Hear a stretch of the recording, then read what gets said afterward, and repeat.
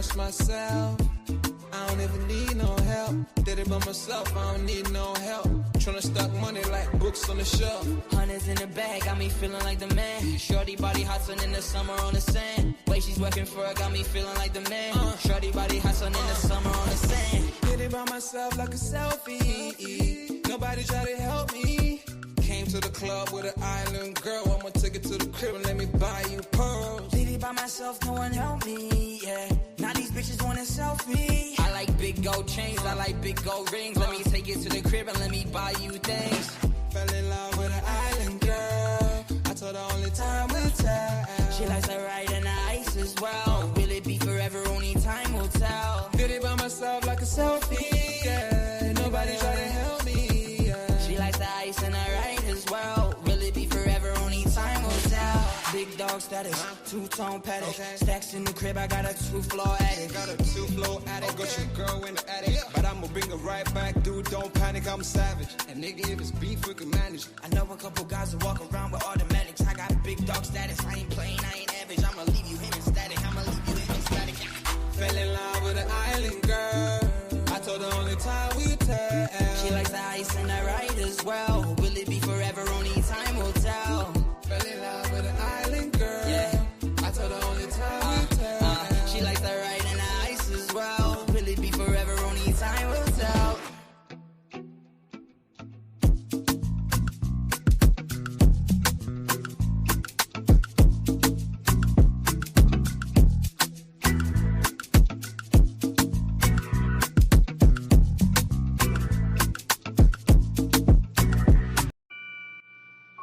Take note.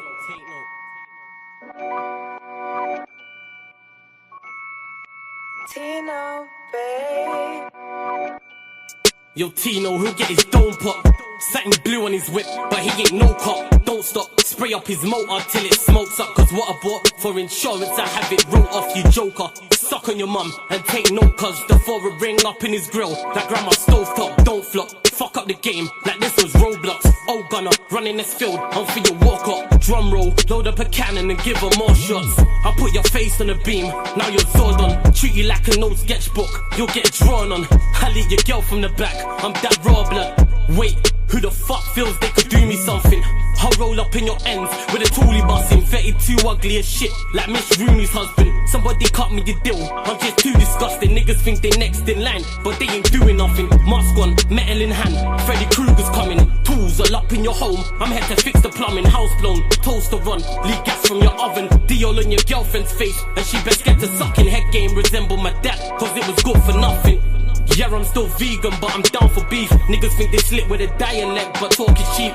Watch your mouth, little nigga, because I roll with heat. Top said there's no returns, and I see no receipt. I put your boy in the back, like he was groceries. Riding round with the burner boy, in case I find a leak. Extendo, licking off shots until it overheats. No mask, did it barefaced, just so they know it's me. Eyes closed, chest wide open, heart surgery. Usher said just let it burn, let's make it third degree. Niggas think everything's jokes until you shoot his queen. Shot was funny as shit, it barely missed the bean. Wax on, then wax off to leave the burner clean. Then open up the Uber app to flee the murder scene. Waving a stick will make them levitate. I raise a toast in the air, let's celebrate. See a couple holding a blade, like it's wedding day. And yous can leave with a slash, just like wedding cake. Bitches on snap in the snacks. Oh no you ain't, know your place. Worked up flawless, you look like bellyache. Beat my dick all off in the face, and let it detonate. All facts, just ask your mum, she'll demonstrate. Damn right babes, I'm a jerk, just let it marinate. I gave it a beat like I was Penfold. I'm some retarded head, my tongue's mental. Babes, if you die then you die, cause you was meant to. Nigga, all I do is draw, I'm a pencil. Run up on you niggas like the rent's due. Dude, screwed, if I see food, you're on the menu. Your homies have to find the Dragon Balls to resurrect you. Fuck it, you niggas can all hate. I'm better than all of you niggas I don't rate. If your girl's fit, 4 plus 4 she'll get 8. I'm a chiropractor back, just setting them all straight. Scorps, take note. Yes, people. We are back live. We are back live on the Sarcasm City TV YouTube for another edition of the United Arsenal podcast, where we discuss all things Manchester United, all things Arsenal. On the Arsenal side of things, are they now favourites for the Premier League? Arsenal running out 1-0 winners at home to Crystal Palace, but with Manchester City dropping points today to Aston Villa, Liverpool losing again. You know what I'm saying? Let me repeat that. Liverpool losing again. Are Arsenal now the favourites for the Premier League? And speaking of things again, Manchester United have won again. 3 games in a row. Can believe it. Manchester United have won 3 games in a row. People beating Brighton 4-2. Positive goal difference. 4 goals in the game plus more. I can't believe it. I think everyone's astonished, people. But yes, we'll keep all your comments, questions, Manchester United or Arsenal related. Like Ak said in the chat, 3-point collectors, you know what I'm saying? If you won 3, actually Spurs won, so it's 6 for me. But big up to everyone who joined over from the raid as well. Big up Duncy. But yes, big up everyone who joined over from the raid on Saeed's channel. Hit the like button on the video, though. So important you do that. Whether you're watching this live right now or watching this back, hit the like button on the video. Make sure you share this out across all the socials. At Yes It's Flawless, at Sarcasm City TV, at Sarcasm City TV, at Yes It's Flawless, Twitter and Instagram. And just as important, make sure you hit that subscribe button. Again, hit the subscribe button, hit the notification bell. Then we bring in the regulars into the building. TJ's in the building, Don C's in the building. What you man telling me, man? You man good? Oh, yeah. We're fine. You know, we're doing just fine. It's fine. 6 points clear at the end of the weekend. And we got to talk to a happy flawless today, Don C, which is not something I'm used to. I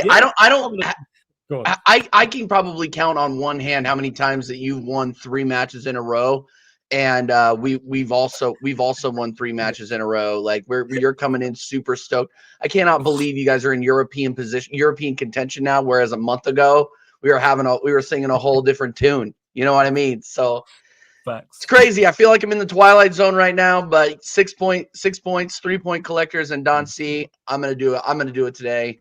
Cheers, my friends. Cheers, my brother. We're ready to Don go. C, all bless you. You all good? Do you know what? Yeah, I'm so happy. My forehead shining. You know what I'm saying? It's gleaming out here. My T1, come on, man. What's not to love? Do you know what I'm saying? What's not to fucking love? Like TJ said, 6 points clear. Some teams can't win this weekend. Some teams still haven't got any respectable GNA in the Premier League. Some teams are still complaining. But you know what? I'm just one humble Arsenal fan. Just relaxing, my brother. We definitely gonna talk about that. And you about humble Arsenal fan. I'm actually going to bring up, we got a special guest joining us as well, people. An actual humble Arsenal fan, very knowledgeable individual, goes toe to toe with the best of them. I've had debates with him. I've seen him have debates with Hassam. I've seen him have debates with Vader. And if you can have debates with those 2 jokers in Don Hassam and Vader Games TV, guess what? You are more than capable of holding your own. So I got to welcome, first time making his debut. I'm fortunate enough to be on A-listers with him as well. Man like Dio is in the building. Dio, what's up? Oh, Dio. What's up, bro? You good? Man. How you telling me, Dio? What's up? Hey, TJ. TJ, you know how I always come and put those guys in prison because of you. That's the only reason I watch that show. I know. You know, I feel like whenever I got Dio in my corner. Whenever I feel like I got Dio in my corner, I'm like, look, certain Liverpool fans, certain Manchester United fans are gonna be sitting in the sim bin for 5 to 10 minutes. So big up Dio, man. Glad that you're here. Every single time we saying Dio, you good first and foremost. Everything bless you. You're on mute. You're on mute, Dio. I think he's talking to someone, but you lot run up the line. I said my mic cutting out. Notification bill. Are you good? Yeah, I'm good. Is my mic cutting out? Because I see a sign on the screen that says. No, you was calm. If you muted and then you're good now. You're good now. All right, I'm good. Appreciate you, man. Thanks for inviting me, man. Of course, man. Of course. So we'll start with you, Dio. Not only 2 questions in one, not only the performance today and the win against Crystal Palace, but are you now favourites for the Premier League in your opinion after City dropping points and Liverpool dropping points as well? I believe we are. I believe we are at this stage. Yeah. Sorry, my mic itself. If your mic's playing up, no worries. It's all right, Dial. You take your time. TJ, same question to you. Yeah. No stress. Floor's yours, TJ, man. I'll be lying. Bro, I'd be lying if I said we weren't. This is the year. This has to be the year. Dude, we have not conceded in 9 hours of football. Jesus. Deep that. We have not conceded a goal in 9 hours of playing football. People need to deep that. I believe we are up to like 7. I think that amounts to 7 or 8 matches. Okay. Yeah. Clean sheets. It is the best start to a league season. I'm not even saying Premier League, a league season in Arsenal's history on the defensive side of the pitch. We are not a joke. This is not a and Dio has accused me before of being too negative. Take this for negative. We are the lock-on favorites to win the league. I am not going to go as far as saying, yeah, we're going to win the league. What have I been saying for 3 weeks? I'm saying, talk to me at the end of November. Talk to me after Chelsea at the bridge. Once we have that, we are going, if things keep going the way they are going, we will be 12 points clear at that point. And then with the defensive setup, which I believe right now is the best in Europe, bar none, we have the best defense in Europe, the best back line. And not even argue, and it's not even a conversation. Argue with yourself if you want to have this conversation. Gabriel Magalhaes is the best center back in Europe, possibly in world football. It is not a joke. We are not a joke. The stats speak for themselves. Was it the best game of football today? No, it wasn't. Were we dog crap in that first half? I believe we were. But did we get the 3 points? Yes. Are we going to get the 3 points this week? I believe we are. I don't see anybody in the Premier League at this point on current form that can beat us. And it's that simple. So I have to be confident. I have to say, yeah, we're the lock-on favorites. Am I ready to go full, Arteta in? Let's load up the fucking double-decker and have TJ driving the bus? Yeah, I'm not quite there yet. I'm not there yet.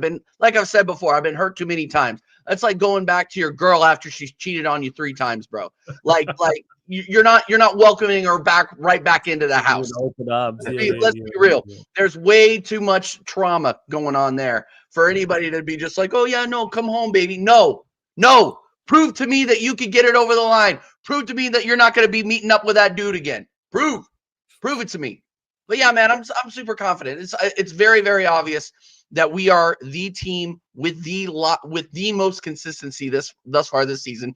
And to be honest with you, I've really enjoyed the football. I've really enjoyed the entertainment because the amount of parity that we're seeing in the Premier League this season is something that we have not been seeing in several seasons, probably like 4 or 5 years at minimum. You have Sunderland in the top 4. You do have Sunderland in the top 4. Sunderland. And yes, it's October. I know there's going to be a lot of evening out. But, man, the fact that you have other teams yo-yoing on form, you got Chelsea that can't be consistent. You got Liverpool that are now down in the dumps. And you got Man City that can't get it together for a string of games. Like, this is the year where where the big C, consistency, will win us the league. All we got to do is maintain this form. And I'm not even saying we can maintain the current like point streak that we're on. I'm not even saying that. I'm saying continue to get 3 points where we need to get 3 points, like against the Sunderlands. That's going to be a big test. Like against like against Spurs. Like you look at Spurs, they're beatable. These are games where people are going to be like, okay, you have a chance to drop points here. No, I don't see a game on our schedule until before the bridge that I see us dropping points in. I'm being dead serious, at least in the league. You can talk to me about the Bayerns. We can get into that, but yeah, man, I'm talking with chess, bro. Like we look very, very good, and there are things that I would like to fix, and I'm sure we're going to talk about it. But you go Zubimendi back. There's nothing that needs to be fixed. We are so solid right now, and yeah, I'll throw it over to my panelists here because I'm sure we're going to get into the game. But yeah, you to answer the question, we're obviously the favorites. You know what's funny that I like is we're doing the simple things correctly now. Just simple for, like, I don't need flashy flicks and tricks. I don't need, like, do the simple things correctly. Defend when you need to defend. I love something Mosquera did today. A few minutes at the end of the game, where normally Arsenal would try to hold the ball and play out from the back and control the game till the end of the game. The ball came. Mosquera was like, nah, you're out. Go. Let's play this. Like, do the simple things correctly. Clear the ball when you need to clear the ball. Pass when you need to pass. Majority of today's game was played in the midfield. Like, that's where majority of the percentage of the passes were made today in the midfield. And one thing Arsenal does is you keep the ball, they suffocate you. Good defensively, and we know we're going to get a chance to score. I know what everybody's narrative is. Oh, set piece is not sustainable. But the truth is set pieces are sustainable. You know why? They're sustainable because most teams come and play a low block and a mid block. When you play a low block and a mid block, you know what happens to you? It means that majority of the fouls and the corners and the throw-ins will happen in your half. When that happens, you're giving me more chances. Today, we had about 16 chances in total. I think we had about 4 or 5 corners and 11 free kicks in the opponent's half. And I'm just like, okay, if you're giving me this much of a chance, my manager has to be stupid not to go and train for those opportunities. If teams are going to set up in a low block, and you're going to come with your haram, pack the boss, and you're not going to let me, okay, you're going to concede a lot of corners. Well, I might as well go train how to, make sure that my corners are up to scratch. That's not on me. That's on you. If you don't want me to score with set pieces, then play open football. Come play against me. Come play against me, right? Open football, come play against me. But again, we're doing the simple things correctly. We're doing the simple things, It's one to cut you off now. I'm gonna tuck mine in. You know what I'm saying? That's what you better. It's one step at a time. One step at a time. One step at a time. The question you asked earlier before I jumped out and jumped back in, do I think we're the favorites? Heavily, I think we're the favorites now. I still, again, at the beginning of the season, I said it with chest every stream I went to. I predicted it. I said Liverpool are forward heavy. You've been on streams with me. I said, before the season kicked off, I told Liverpool fans, I said, I respect your attack line, but I see a problem with before. I look at football kind of differently. So Isak at Newcastle, everybody played to Isak's strength. That made Isak shine. Salah at Liverpool, everybody played to Salah's strength. Made Salah shine last year, right? Like he balled out. And I respect these players. Putting all these guys in the same squad means that who's playing to their strengths? Who's playing to whose strength? Do you think Isak gets sight of goal and wants to lay it off to Salah without trying to take a shot? Or you think so? So again, I told them, I said, you're forward heavy and you're one calamity. I didn't say injury. I said calamity. One mistake away in your defense from losing games. I said this at the beginning of the season to them. Chelsea, for me, I think are a good squad. Will they get there? Maybe not this season. City, I know City will have their wobbles because, again, I don't think Pep has been in a position where he's had to totally refresh the whole squad like this. Coming off what happened with them last year and the Rodri injury and the balance that they've had, losing people like Kevin De Bruyne, those are gaps that you can't just fill overnight. The difference is Arsenal has steadily built. And this season in the summer, we went and we fixed our issues from last season. What were our issues from last season? Last season, we had players, right, who were out. A lot of injuries. The squad depth was thin. And people will be like, oh, yeah, you're making excuses. I'm like, no, I'm just stating facts, right, of what it was that was our issue last season. Last season, Arsenal had, let me count this. We had players who were out for more than 5 games or more. We had Gabriel, he was out for 12 games. Calafiori, 27 games. Zinchenko, 13 games. Kieran Tierney, 24 games. Timber was out for 13 games. White, 27 games. Tomiyasu, 57 games. Jorginho was out for 5. Jorginho was the only one out for 5 games, minimum. Him and Issa Nwaneri. Everybody else, Marino, 12 games. Saka was out for 23 games in the whole of the season. Havertz, 23 games. Sterling, 5 games. Jesus, 41 games. So we had no depth. We fixed that. We brought in players that could go like for like. That's a good thing. Squad depth fixed. All right, great. Second thing that we need to fix, indiscipline. We need to fix our discipline. Last season, we drew 14 games. 14 of those games that we drew, 6 of them we drew from a winning position. We lost that. We lost from a winning position. And in those six of them, we had red cards. You can't play with 10 men in 6 out of 14 games and draw them and expect to win the league in discipline. Shout out Chelsea. Yeah, we have to fix. You have to fix that discipline, because I said it again. I said if last season we played 11v11 in those 6 games, we probably win those games, and that means we were going to be on the same number of points with Liverpool. Take it from me, it would have been 8 draws, same amount of wins, but guess what? In discipline, cost us. This season, don't do nothing stupid. Keep it simple. If it's a foul, referee says walk away from the ball. Don't touch it. Don't look at the ball. Don't sniff it. Just do what you need to do. Don't even look in the direction of the referee. Once he blows his whistle, just stop and go. Like, that's what I'll be telling my players, right? Because again, it's those fine margins, right? So those are the key things. And so does that make us favorites for this season? Yes, I think it does. I think we fixed those issues. And so, yeah. And you lot, make sure you subscribe to Dial's channel as well, the Gunner Edge. Links in the title, people. I dropped it in the chat. The link is in the title. The link's also underneath in the description. Make sure you subscribe to TJ's channel as well as Don C. Support everyone you see here. And let's run up the likes on this one as well. I don't know how many were on. It's not enough. Girls up to 50 likes, people. Like check 1212 when you enter the city of sarcasm. Pay the tax, people. Run up the likes. Hit the subscribe button. Don C, obviously you was fortunate enough to be there at the game today. So same question to you. Same 2 questions to you. Not only your thoughts on the win, but also our Arsenal now favorites for the Premier League. I can't believe I'm going to say this. Oh, fuck, They'll stop it, yeah? Me and you've had a back-to-back, before. Okay, people, I want to say once again, okay, if you didn't go onto my streams yet and listen to my last stream, it will tell you exactly what I'm going to say right now, But it's too late. So I'm going to have to tell you bastards. Big up Arteta, He's been doing well. It's no big shame up in it. Arteta. Because you know what? I've shit on him for a very long time. Absolutely. For a hell of a long time.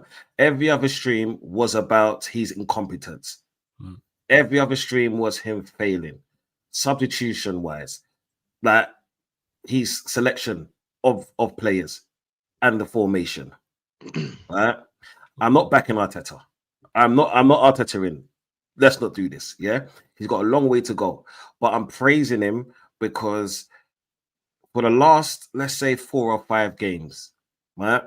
Ever since he dropped that 3 CDMs bullshit, he's put us in a position where it's not always about like it's all right, Jacob. Like this is what I'm saying. Like your manager got you a title.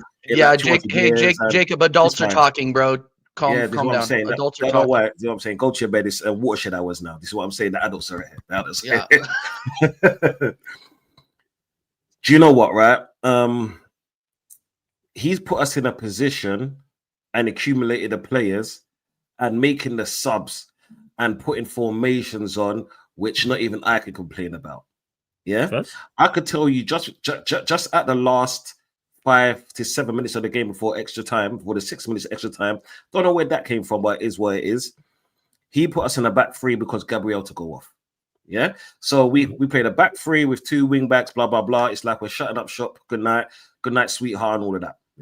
I wasn't seeing that before. Right? Arteta has put us in a position where we are favorites in every single game. Just with the formations that all the players that he picks. I can't, and if I was to say, Arteta, you're doing a horrible job, I'll be disingenuous. I'll be no better than a Tottenham fan. Just okay, cool. Most of the time I'm a fraud, but I'm not an arsehole. And I see my club for what it is and what they're doing. Right? And do you know what it is? It's not even a hard thing to say. It's not even a bitter pill to swallow. Pause. It's just one of those things where this is what I've wanted to see. Do you think this came with experience, Don? You think this has come with like all the setbacks that he's been through, realizing that this is where I made my mistakes. This is, so every year I think like the team looks a lot more mature. The players themselves, Saka, like these guys look a lot more like just the players. Forget Arteta now, just even the players. You kind of see how mature they are over the years. Do you think that that's part of the reason? Do you know what they are? Yeah, my last stream says, has Arteta grown? That was my last shorts, right? And for me, it's not even about the players anymore because the manager still has to manage them, manage them. He still has to put the formations down. Of course, Eddie being a criminal in the chat. Here we go. That's not a shot. He's right. Like no. Do you know, Eddie? Yeah, it's okay, TJ. It's okay, TJ. You see, when you win 3 games in a row, not everyone is used to having that in the last few years. You know what I'm saying? So we give him that. That's what I'm saying. We have to give him pity. You know what I'm saying? I pity you, bro. It's fine. Don't worry. Yeah. You've won 3 in a row, Eddie. You're hammering him in, yeah? You're hammering him in? Just making sure. Okay. But like I said, did you know, is for me, Arteta has grown. Yeah. He's put us in a position where defensively we're solid. In midfield, we're really good. You feel attacked? That was attack to you, Eddie. Fuck you, you fraud. Yeah. You know what I'm saying? In the midfield, we're really good. This is what I'm saying. Attack, cool. At times, I would like it to be a bit faster, but do you know what? If it's not Brock, why bother fix it? Yeah. To those that's okay. This goes out to you, rival fans, and you, rival fans only. Cool. All I'm hearing is, oh yeah, Arsenal can't do nothing without set pieces. Yeah. So why don't you tell your manager, be a man, grow some cojones, and start attacking Arsenal? You want us to play your game, but you're not ready to play our game. Do you know what I'm saying? Because we're scoring set pieces. Do you know what I'm saying? Right? We're doing long throws. Now everyone's doing it. Yeah. Tell your team to do better, yeah, and stop bitching at Arsenal because we got that in artillery, yeah. And even then, Arteta brought in a defensive coach to do that. You know what I'm saying? So, and I do want to talk about this game, but because I've been so heavily, I've heavily criticized Arteta, I actually need to be like, do you know what? It's because this is not apology. You know what I'm saying? This ain't one of those letters that Man United players, Man United people like to write to their board and all of that, how much they like Erik ten Hag at that time. This is just one of those things to say, do you know what, Arteta? You're doing a fucking splendid job. You know what I'm saying? Just carry on what you're doing. Is the football great? Do you know what? We're winning. Hey. Yeah? Crystal Palace is not an easy team to beat, right? Nope. Right? They're not. And everyone knew that this season in at Liverpool. Yeah? Tuesday, I want to make it. Can I make a quick point? Just writing on Don's comment there. Like, look, our frustrations with Arteta have been documented. And it's not like there hasn't been any why behind it. I mean, playing 3 defensive midfielders and 7 defensive-minded players against Man City at home, like that is not something that inspires confidence. What does inspire confidence is playing creative players, 1 or 2 per match. And that is all we've been asking for. Me and Don C, yeah, like I can come on here and be a fraud every once in a while and just be, just play a character and run an agenda or whatever, bro. I never do that. I would never ever do a gimmick ever. But when Arteta does what I've been asking him to do for the last 3 years and he's actually going out there and doing the business, is the football always the most fun to watch? No, it's not, because honestly I think it's because we haven't gotten out of second gear in most cases. But the way that he's been handling the substitutions, the starting 11s that he's been starting per team, I mean both in the Champions League or per competition, both in the Champions League and in the Prem, man, like ever since Man City, I feel like I'm watching. It's like day and night. To be honest with you, TJ, I hear you. I think maybe again one of the things that most I'm not, maybe not you guys, but I've seen a lot of Arsenal fans that I know here, like we have a place where we watch the Arsenal game here in Austin. Say things like when we were the Man City game. Oh, why is he playing defensive midfield players? And I was like, Marino is not a defensive midfield player.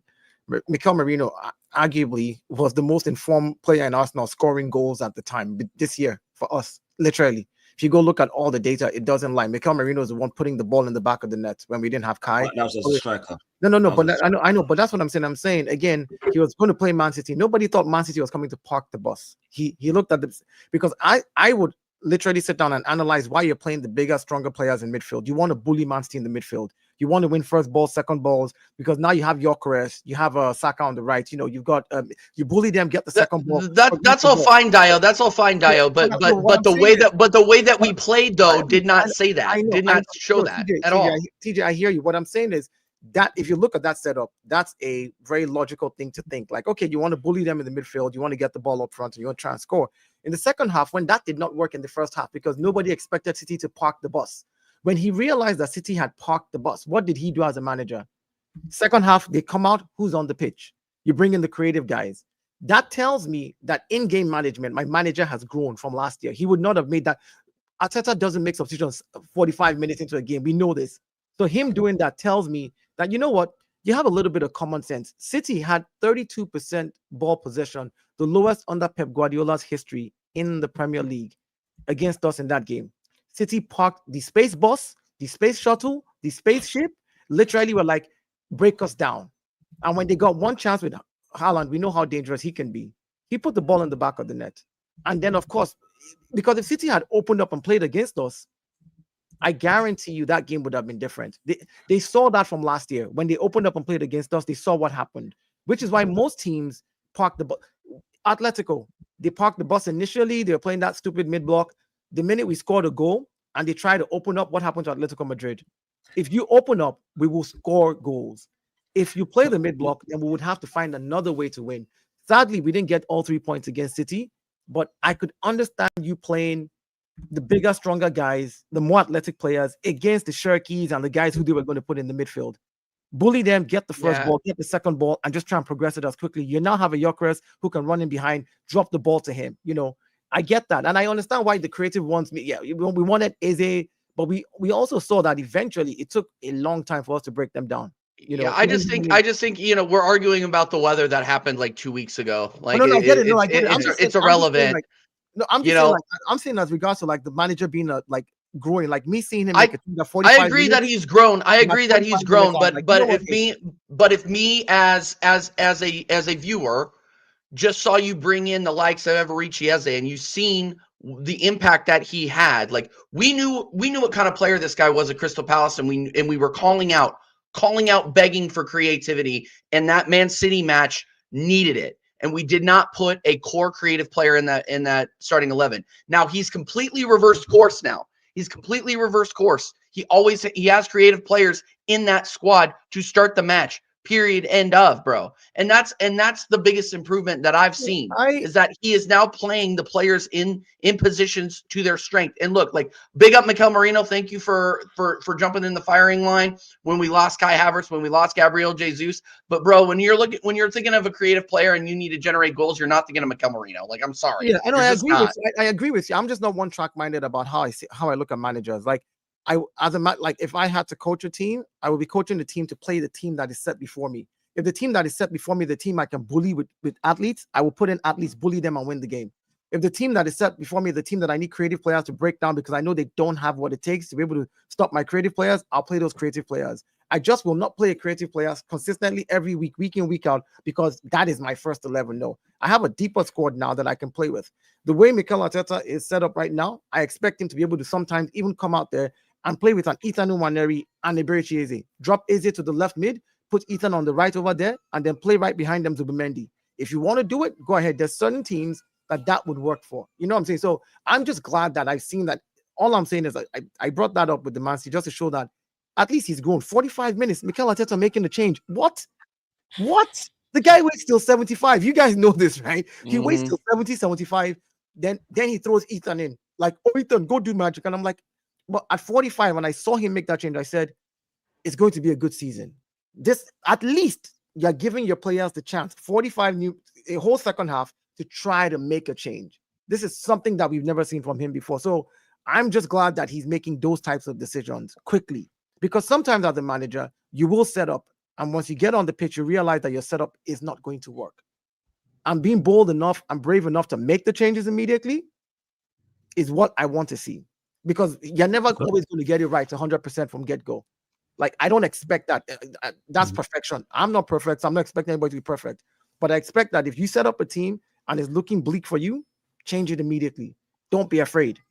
You know, and that's what we're seeing now. You know, today somebody made a statement. I don't know how true it is. They said maybe because of the way Saliba was looking in the first half, and that's why I brought in Mosquera. And I was like, I don't think Saliba is injured. No, there's no announcement of him being injured. So why did you take Saliba out? Was it because of the couple of, niggles and knocks that he did in the game? It's like, all right, you come out, Mosquera, go in there, fight for your position. That's bravery. I like that. I want to see more of that. So no, that's fair. Well, that's very fair. And all three of you, this next question I'm about to ask, many obviously it's synonymous with Arsenal this season, is the set piece side of things. And you lot have done excellent, as much as it pays me to admit it. Like, score goals by any means necessary. And if you can create from set pieces and score a lot of goals and put teams under the cosh, smart move. I think you make a very accurate assessment of it. When you talk about if teams playing a low block against us, they're going to concede a lot of corners and a lot of free kicks. So let's utilize set pieces. But from open play, you lot haven't been at it and have not scored a lot of goals. So I go to you, TJ. How do you fix that? And is it a major concern of yours? Yeah, two questions in one from the open play, the lack of goals from open play. And how do you think that is fixed? Is it Arteta? Is it players? Is it multiple? Like, how do you look at it? We had this issue last year, and honestly, I don't know. I honestly, like, I'm being honest. Like, I honestly don't know, because we have shooters in the squad. Like, you see Eberechi Eze out there, and he's shooting every chance that he gets. And look, like, big him up. Congratulations on the goal today. But like before that, I think he's had, and this was this fraud Jacob sending me these stats. He had like the most shots without a goal of anybody in the Premier League. And look, if you're not watching the games and you want to use that stat as an argument point, that's fine. I have a coloring book for you if you want it, since that's your medium of entertainment. But what if you watch this club? The fact is we are taking shots, and they are getting blocked. The majority of them are. So we just need to work on getting players into spaces and actually utilizing them. I think that especially the last couple, like against Fulham, for instance, you had Eze getting marked out of the game. Like they crammed the midfield trying to eliminate him as a threat, which I think really did stop the delivery to our front line and our wingers. I think that Saka, especially today, was marked out of the game. He was not that great. If we're being completely honest with ourselves, I was not surprised to see Martinelli come on for him. He just didn't look on it today. But again, he missed 2 or 3. I don't know why they played him. Yeah, exactly. You put two or three guys on somebody. He's not gonna be performing. Like, it's a weird day when Trossard is your best offensive player. I'm open to ideas, to be honest with you, because right now, like and I'm gonna say this, and people are not gonna like it. The problem is Victor Gyökeres. He's a problem. And look, he's working his ass off. I will give him credit. He is working his ass off, but he is not adjusting to the team, or the team is not adjusting to him quick enough. And I think the fact that the team is not necessarily using him as an outlet, or when he does, he's kind of looking like he's wearing cement shoes out there at times. Like, he's not going to be able to turn on Premier League players. Somebody came into my chat today and said, he's more of a Champions League, a player that's made for the Champions League. And if you look at his performances in the Prem versus the Champions League, he does turn in better performances there. But in this Arsenal squad so far, what have we said about him outside of the Leeds and the Nottingham Forest match? We've said, he's working hard off the ball. He's the best presser in the league, blah, blah, blah. He's doing everything but scoring goals. Well, that's his job, is to come in here and score goals. Like, I would be coming in here and talking with Pamela Anderson level chest if he was going in and consistently scoring goals in the Premier League. I'm dead serious. I'm dead serious. Anderson, man. Original, bro. Yeah, no, shout out the original one, the OG. Look, and page bro, 3. and people.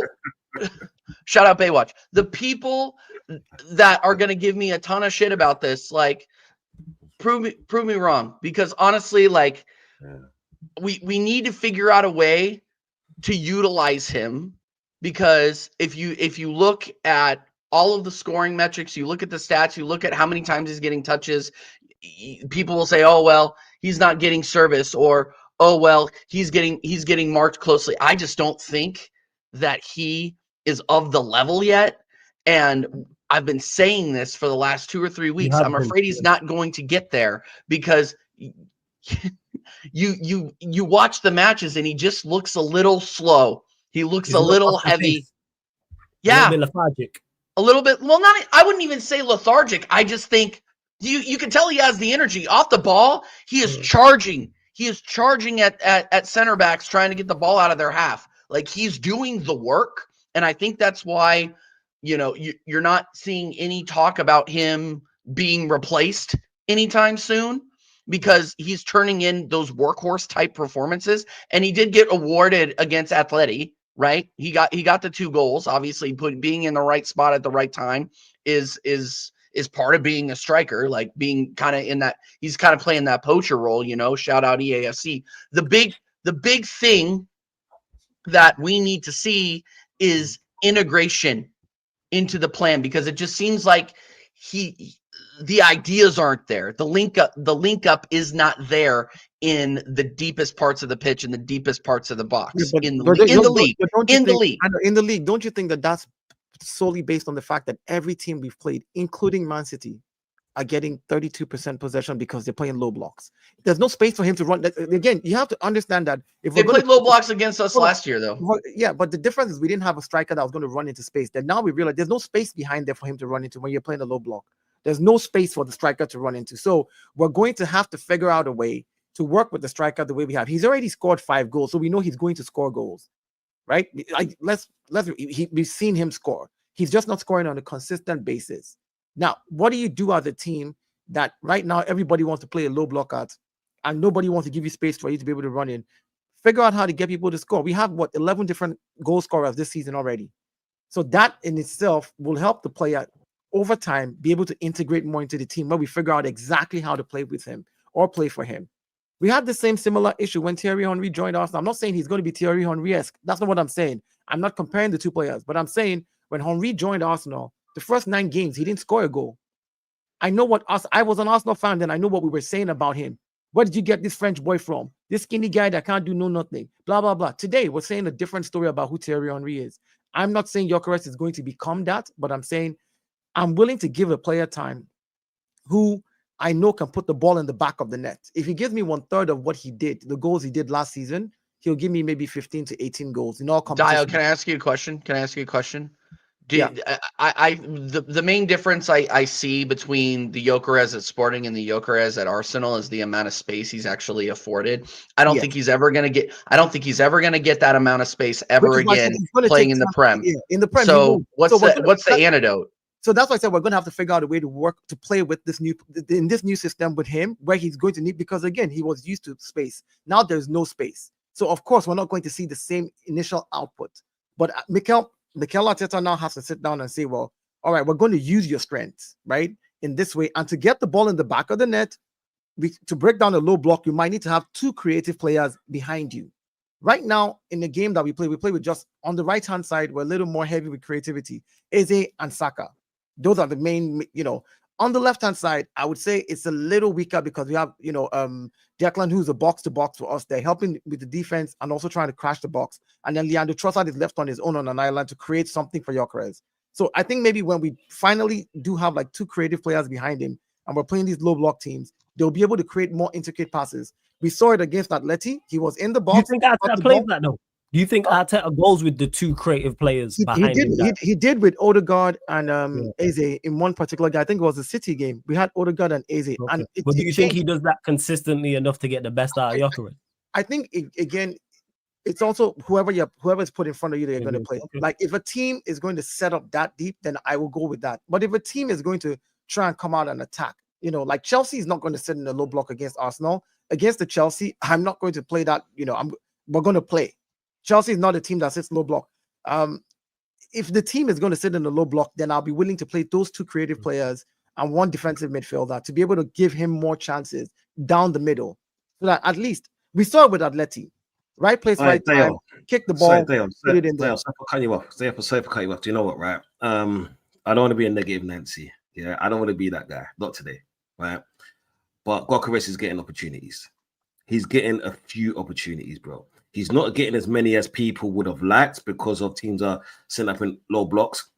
One particular chance I saw today, took it in his chest, turned to the right. Yeah. He was so slow off the mark that the defender got it. Don't tell me a defender's faster than him, bro. A central defender. And then that's the issue. It's like he is every game. I understand where teams are going to set up as low blocks. Who cares? Yeah, who cares? Find a way. That's the thing. Make your own space. Because if we're talking about the best players that we've seen or the best players in the league now, yeah, Saka constantly, because forget talking about Thierry Henry, Saka constantly is going against 2 to 3 players, right? But yet he loses them. You know what I'm saying? Haaland does the same thing because as teams set up against us, they do the same thing with City.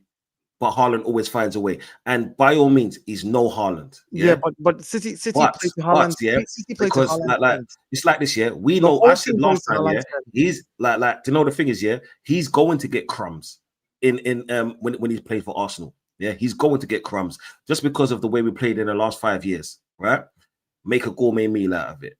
When you do get those 1 or 2 opportunities, at least work the goalkeeper. Because if you're doing that, yeah, that's the positive signs that the rest of us Arsenal fans know. Who did we play before just now? Like before we played Atletico. Not the Atletico one. There was a game we played in the Premier League. In the Premier League. In the Premier League, yeah, Fulham, where he had 2 shots on target. You know that was a 0.007 chance % of anybody scoring that ball. Like there were such less than half chances that he worked the goalkeeper still. My point is, I know we want a goal scorer.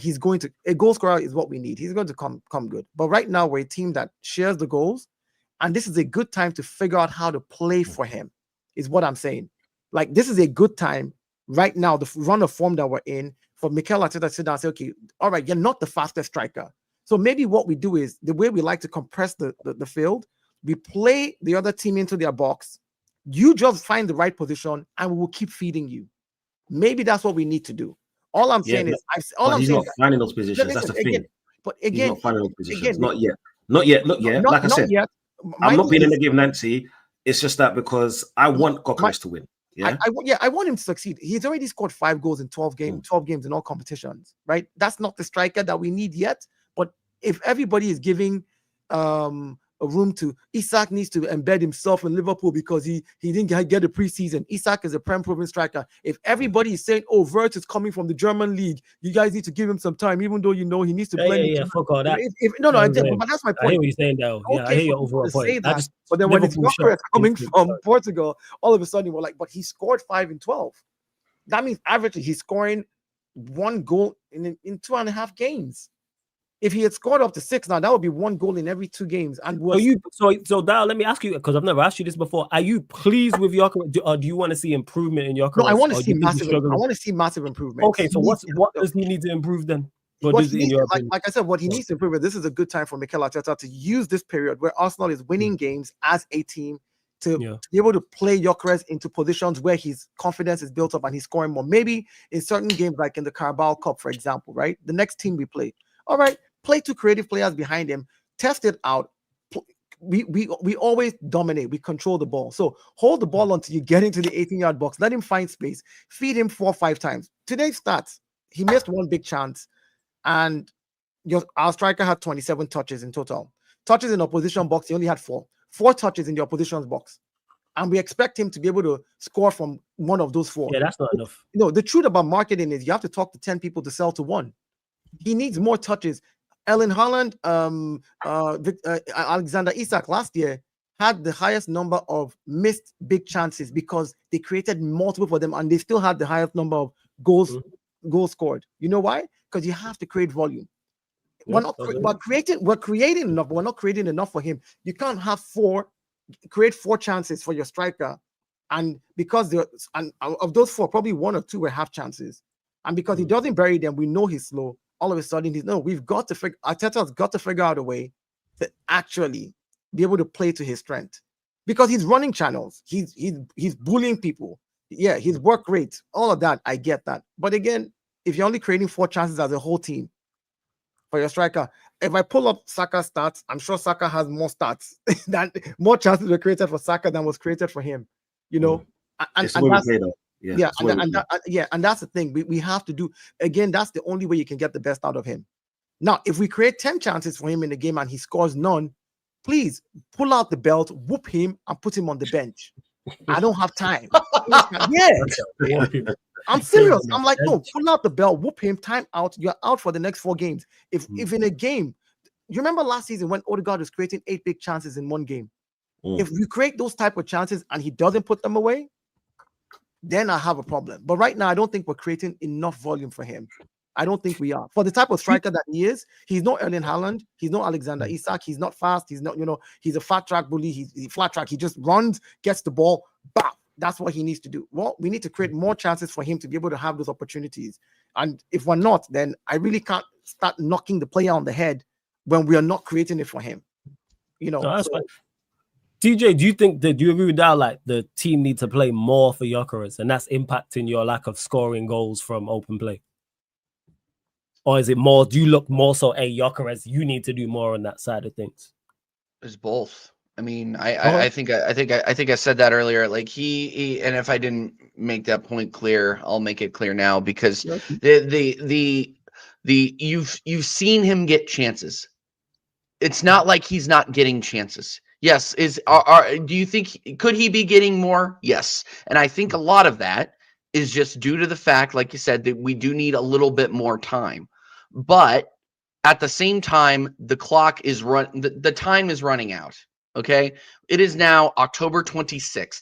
You just got voted the best striker in the world by FIFA or by the media, however you want to do it, at the dumb Ballon d'Or awards.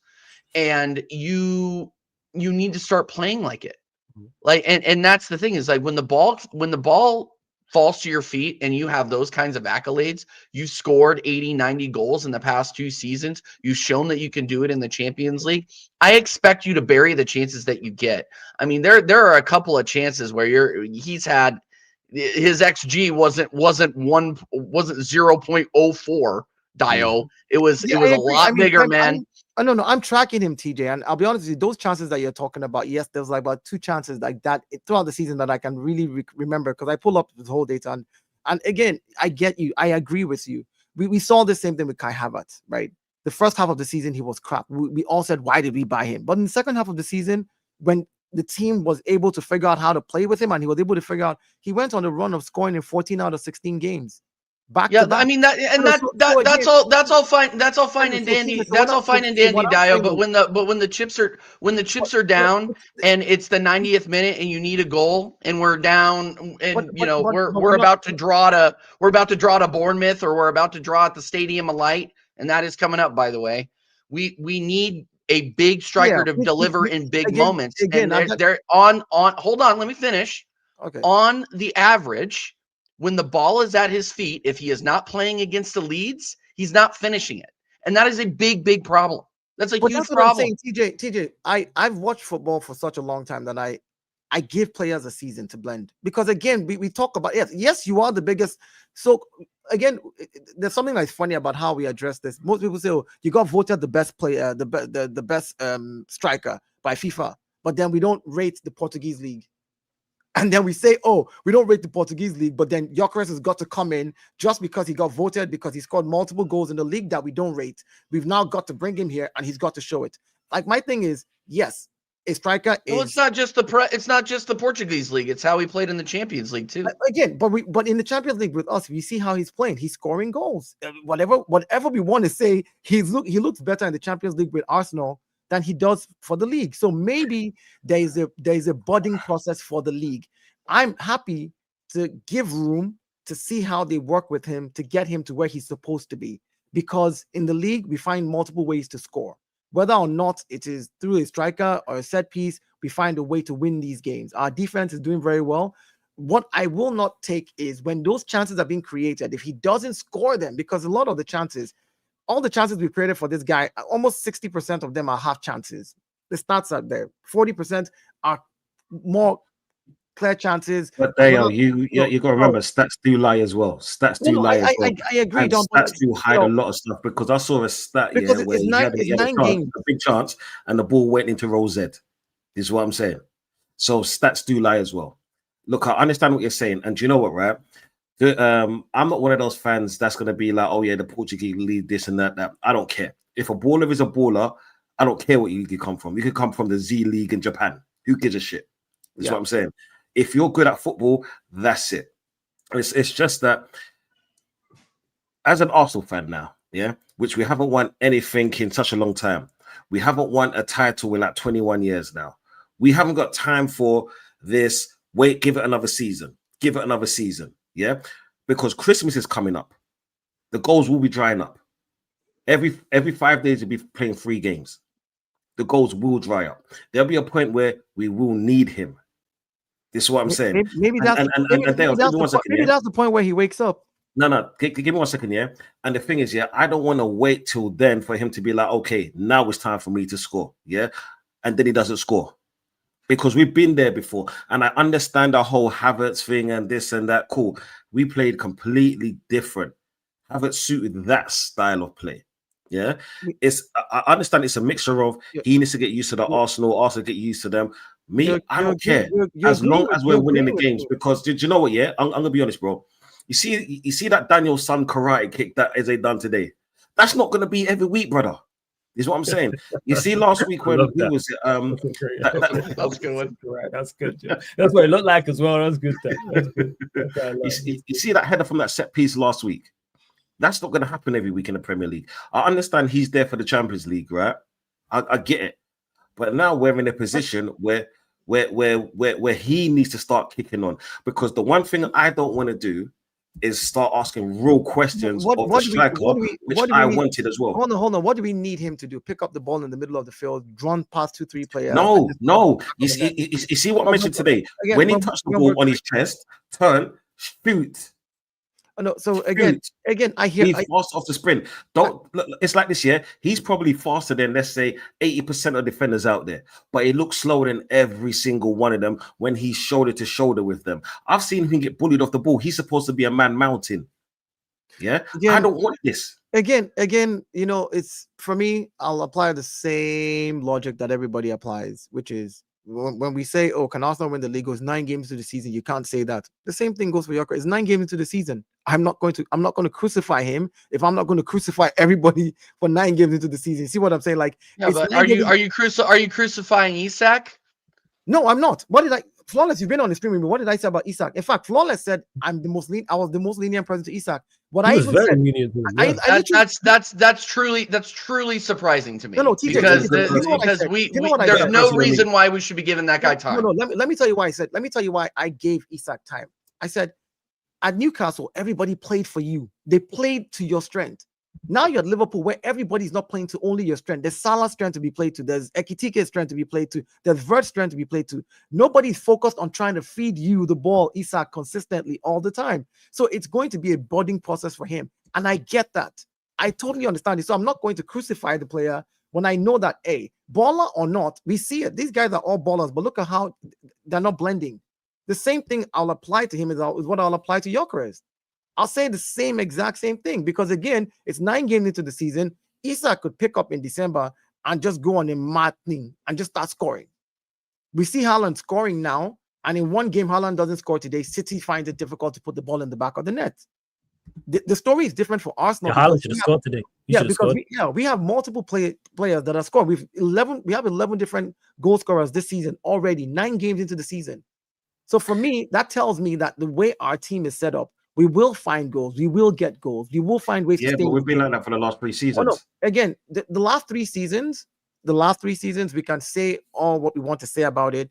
There were many reasons why, from our own stupidity in games that we should have won against teams like Aston Villa 2 seasons ago and West Ham's, the games that we could have buried, the games that we had the higher possession, we had more ball domination, but yet for some reason on a counter they hit us, boom, and we lost the game.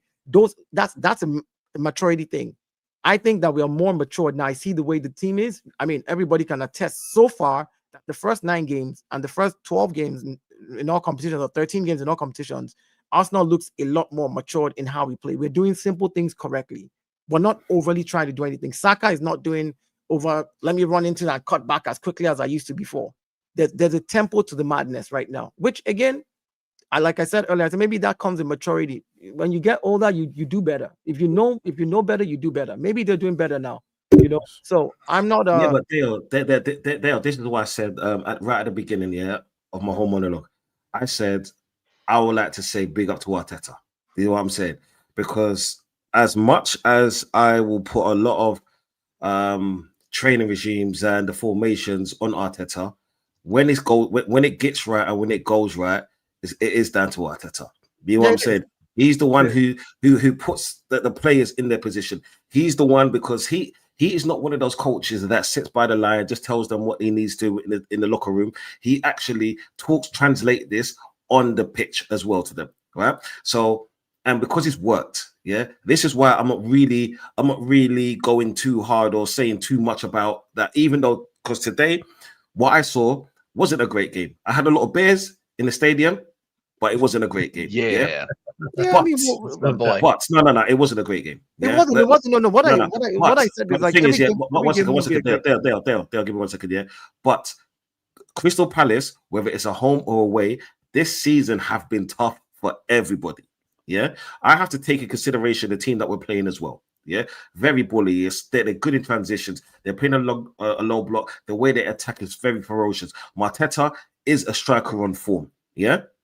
When Nketiah came on, I applauded him. Yeah, even I applauded him. I'll say thank you. I was like, thank you, Crystal Palace, for taking him. I have no beef with you now. God bless you and all the rest of it. Yeah, I applauded him. Yeah, and to be honest, he looked like if there was anyone to score, it could have been him. It could have been him. He caused those problems in the few minutes. When Arteta saw that, right, he went to a back three, took off Gabriel, went for a back three, 2 wing backs, dropped a little bit deeper, to hold on to that 1-0, This is why I can say, do you know what? Congratulations, Arteta. Because it's not because after the City game, we've gone from strength to strength to strength. And the thing is, I'm not going to go too far back just because it'll just piss me off. And I just don't want to do that because I want to keep myself cordial. I'm keep myself on this. It's not even Arteta train, pause. It's more of, do you know what, brother? You're doing good. Yeah, just keep it up. The last 2 games has been excellent for me, right? A team like Atletico Madrid, like if I was listening to the consensus, those pricks out there, they'll be saying that, do you know what, this is going to be a stinky game. 2 teams that love to defend. But we went with the intent to attack. You know what I'm saying? We put the players on with the intent to attack. And just like today, this is what I'm saying. This is why I'm not really going in at Hoyle. What's his name? Our striker Gyökeres. But it's just that I want to see a little bit better where I just want, you know what? I think I'm at the point, right? I want my players to play well, look good. I want my team to play well, look good while also winning at the same time. Yeah, winning is first and foremost. But I'll be honest with you, right? At the stage I'm at right now, because anytime I talk about how good the Arsenal team is, what every rival fan says to me is, but you haven't won nothing with it. Okay, so I don't care how we play. We're collecting 3 points. At this point, I'm not going to complain about Gyökeres if he has 2 touches in the box if we get 3 points in the game. Yeah, of course, it's all about the reason why it's asked is because it's a sustainability thing. That's where it comes from. Go on. Yeah, and with the sustainability thing, like I told, like if you have 11 players in the first 9 games of the season as your goal scorers, that's very sustainable because anybody can score. Yeah, that's good. It's more on the open side of things, though. That's a sustainable formula that I like. Just to be top, because I think you lot are first in regards to set piece scoring, but open play you lot are 17th. Whereas if let's say you lot were 6th and then first, but that would change in one game against a Burnley if we go there and we score 4-0 open play goal. And the thing is that's a positive. Yeah, when people use those stats and say open play and set piece, I'm just like, a goal's a goal. The reason you're doing that is because it's Arsenal. Today, the goals. No, not you. No, I'm saying the reason they're doing that is the goals that were scored today. Tottenham's goals. Set pieces. I don't hear nobody say, "Oh, Tottenham set piece special." They're just surprised to see Tottenham scoring. Let's just be real. No, to be honest, I heard Flawless say that earlier. No. Let's not get away with this. Yeah, Flawless said about Tottenham scoring set pieces today. I was in your stream, motherfucker, when I got home, brother. You ain't getting away from this. Yeah, you got crimes to answer for. Crimes to answer for. Shame on you. I think another day that ends in Y. Criminal flawless. Here we are. How many set pieces does Chelsea have? Chelsea set pieces. Chelsea has the same number of set pieces like Arsenal. But the thing is, people just it's a narrative for me, and I don't buy into that narrative. Again, when they tell me, well, your set pieces are not sustainable, I say to them, it is sustainable because if you keep playing a low block, you're going to concede corners, and you know how good we are at corners. So the more you give me, you keep that up over a season. No, again, if teams continue, no, I'm you know asking, what it is. Yeah, I think is it sustainable over a season? Because I'm trying to think. Hey, chat. If I wish one of the OGs was here. Let me put it here. I think it's sustainable over a season. The reason I'll say that is it's on how you use it. With Atletico, we used it to unlock the first goal.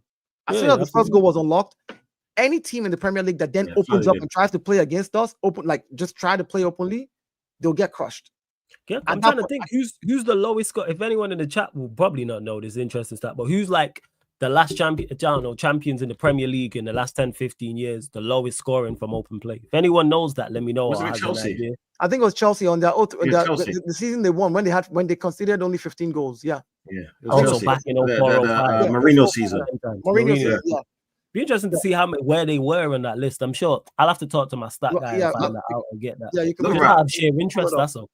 Well, but it's interesting. Again, we saw this same Arsenal 2 seasons ago have a similar first half of the season where things were a little like, oh, you're scoring set piece, you're not doing well. And then, we go on that break, we come back, and we just go on a mad run. It's 5-0 here, 6-0 here, 4-0 here, 4-1. West Ham just come back and generate. Like, so I know the team has it in them to be able to do stuff like that.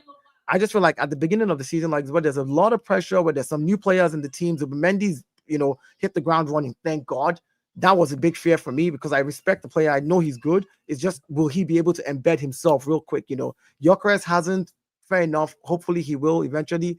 So for me, it's like the beginning of the season, just keep winning your games till your team is stable enough. Now, are set pieces sustainable for 38 games? No.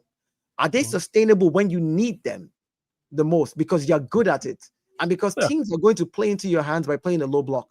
If teams are playing openly against us like they're playing against other people, I guarantee you we score more open play goals.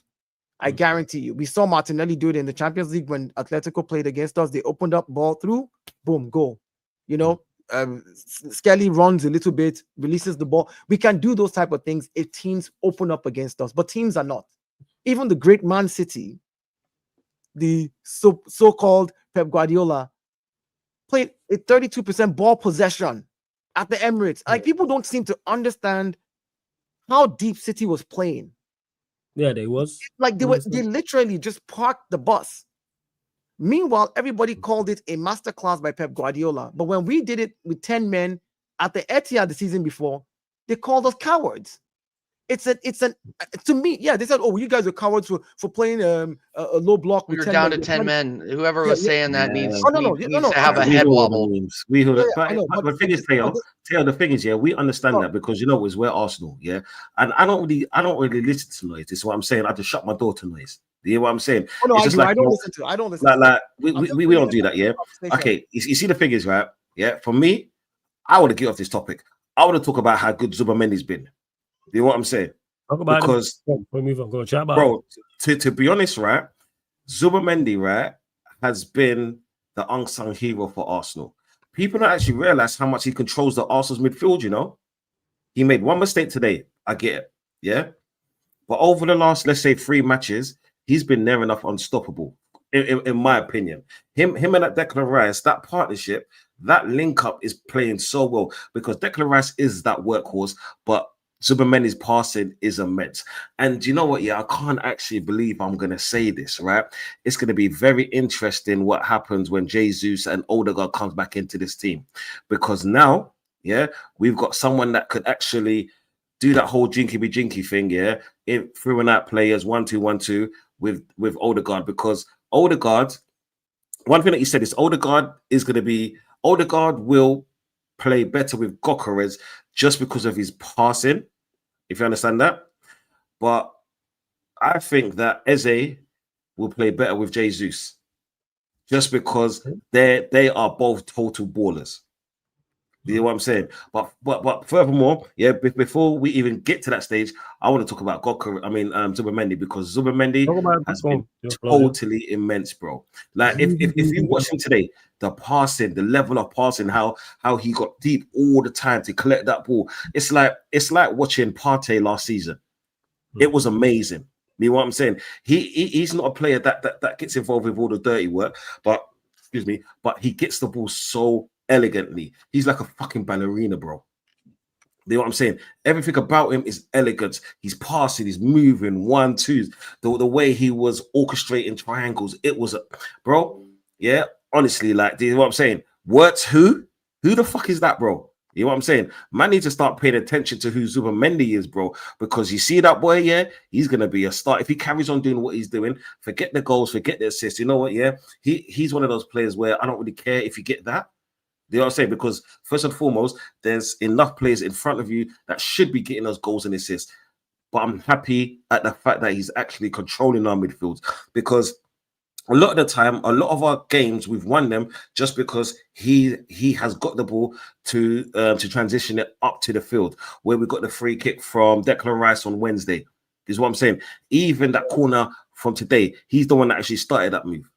This is what I'm saying. But he's not getting no plaudits for that. Yeah? He's a player that didn't need time to embed into the team, unlike Wirtz.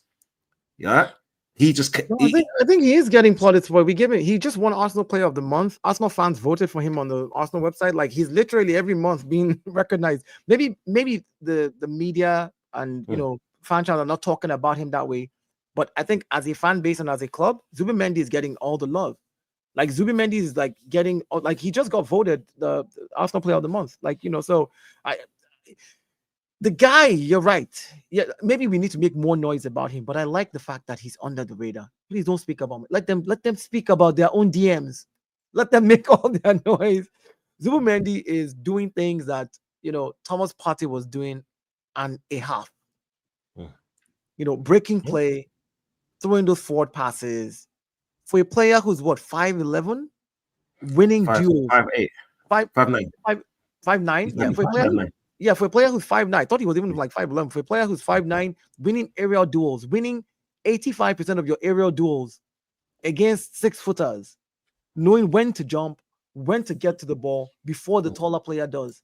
Like, so again, yes, I'm just happy, like, with the way the squad is, the squad depth and what we have, because some of these players, man, choosing to play for Arsenal over other teams at this stage of their career, I don't know what it is that we said to them. I don't know how we got Zubimendi to wait come to Arsenal with everybody who wanted him. What was going to go on at Merseyside? Yeah, so it's Madrid wanted him too. No, Madrid wanted him. It wasn't just Liverpool. Madrid. He was linked to Madrid, and he decided to join. That's a player that Arteta factor, man. Well, I've been. I don't know about that. I've been saying. I think it's the Berta factor. To be honest with you, Berta has made such a huge improvement. Such a huge. TJ, you have to give kudos to Moreno as well. That deal was done the year before. Moreno's a teammate. The Zubimendi deal was agreed before Berta came. He went and signed the papers and everything. We knew about Zubimendi coming to Arsenal before Berta started his job. We knew about Zubimendi, but they said that there were links that Arteta had spoken to him and said, just wait. And even he said it in his interview that he spoke to I would believe that, but come on, like when we were talking Dio sometimes so I feel like you're purposefully blurring timelines to give credit to Arteta. He came in under Berta, bro, and we were never we were never seriously linked to him until Berta was linked to us. Okay, so can we agree at that at the very minimum? Because listen. Let me finish, bro. Let me finish, please. Let me finish. Wow. This guy is building a club, and Berta, what is the guy that is putting in the key pieces around him? We were not linked to these big players until Berta came here, and why weren't we? So prime example, when Zubimendi was linked away from Sociedad, he was linked to Liverpool, and he was linked to Arsenal. But when Arsenal didn't come to the table when they should have. If you're gonna sell me that Arteta got this deal over the line, then why didn't we get him in? Why didn't we get him in last summer? You didn't hear what I said, though. And that's what I'm saying. I said that's when we spoke with him. The first contact was Mikel Arteta speaking with Zubimendi when Liverpool was trying to get him. He would have gone to Liverpool. The player's manager and the player's agent and the player himself simply said, I was asked to wait, and I agreed to wait. Now Berta went in and did the deal, did the money, did the conversation. Where are you getting this info? Did you see his first Spanish interview? But he did when he first joined Arsenal. When they're subtitling and translating what he said, and he said, "When was the first contact?" Did you see it, Dunzy? When was the first contact? He said, "My first contact was last summer, but of course I had to focus on Real Sociedad. I had to focus on the team I was with, and the manager I had spoken." Guy was flirting. I don't know. The guy was flirting with Liverpool for a long time. But he did say his first. You know, hear what I'm saying? He said his first contact. TJ, I'm not saying that in that first meeting he had agreed. The first contact to Zubimendi was way before Berta joined Arsenal. Simple. I can agree Berta probably went and did the deal, but the player says a year ago, I spoke to the manager at Arsenal. He did not say, "Oh, I agreed to join Arsenal." There's a big difference. There was contact with Zubimendi before Berta showed up. So the idea that it was Andrea Berta who came in and picked Zubimendi and went to get him is false, because there was already contact the summer before. The player himself said it. So I'm not quoting anything I'm saying. I'm just saying, if a player says that he's spoken to a team a year before, and then somebody joins your team 6 months after and closes the deal, then there's been conversations going. Whether the conversations were concrete or not, player acknowledges that he was already in talks with Arsenal. This is before Berta. Yeah, but he was also flirting with half of La Liga too. Yeah, it doesn't matter. He's also flirting with these lot as well. But big up to Beijing Reds TV. You lot, big up Beijing, bro. Big up Beijing Reds TV. Make sure you subscribe to my Beijing OGs over there, Beijing. Hit the like button here. Hit the subscribe button here. Subscribe to Dial's channel, The Gunner Edge. Make sure you subscribe to Duncy's channel, Conversation TV. I was wondering what you was typing. You're a joke, man. Make sure you subscribe to TJ Warren TV as well. All links are underneath in the description, people. All links are underneath in the description. Subscribe to all of the man as well. And speaking of, teams that are winning, Manchester United, 3 games in a row, people. One against Brighton, 4-2. Actually a good performance, right? It's the last 10 minutes, which was like kind of shaky from them scoring. They have Welbeck bins in the first goal that they scored up until the second goal. But other than that, no complaints. And Dio mentioned it earlier about Arsenal doing the basics. And that's what Manchester United have been doing. And this is all I've been talking about for the longest period of time in regards to these players and this team and this manager. Do the basics. And if you do the basics, there's enough talent out there, especially in the final third as well, where you're going to create chances and get results. Again, performance against Brighton, no complaints. Brighton are a good side. There was times where in the game, early on before we scored the first goal, the momentum was with them. And Brighton are going to cause problems for anyone because of the way they play.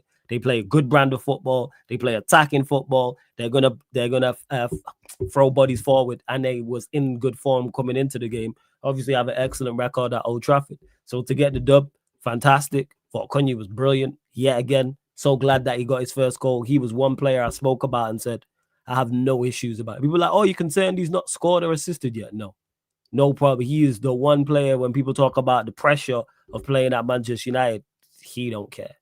Like, he's just going to go out there and ball out. And Bremo played well. He's come into his own in the last few games as well. Ahmad's looked better. And here I'm talking about our attacking players looking better, because our team's just doing the basics. And once we get the ball into the final third with some form of quality repetitively, creating chances, we scored 4. We should have scored more. I'm saying, and Bremo missed the set here, the post with one. Sesko probably should have had a couple. And there's a couple other chances out there, but yet we scored 4 goals. So credit to the team, credit to the manager. And like I said, couldn't be happier. 3 games in a row. Never would have thought. If someone would have told me 3 weeks ago, you'll win the next 3, I would have said no chance whatsoever. And Sesko as well.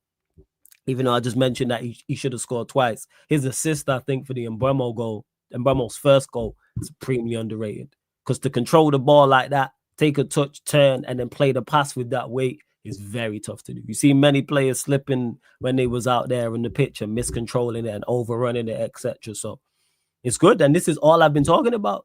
So when people have been critical of me for being critical of the team, now you see why.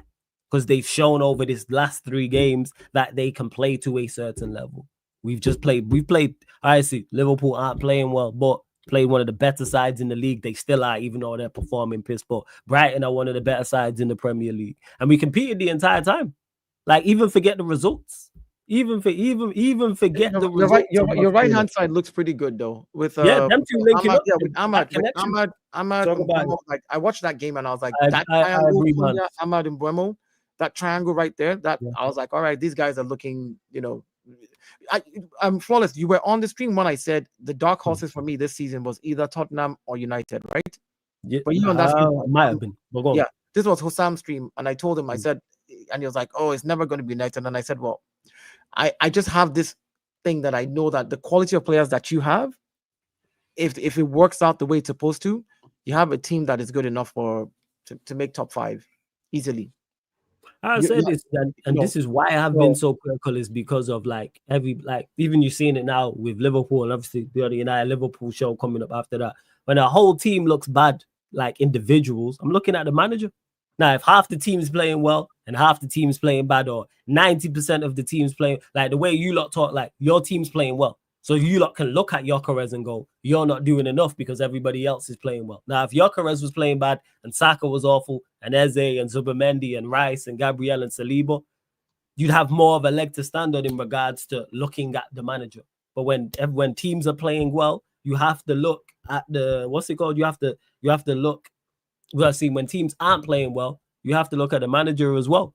Like, and that's where I'm at with it with Manchester United. And now we are performing better. And again, we're not doing anything spectacular. Manchester United ain't flipped the switch. And momentum is a thing. Momentum is a good thing as well. Yeah. Once you guys, I think that's another thing.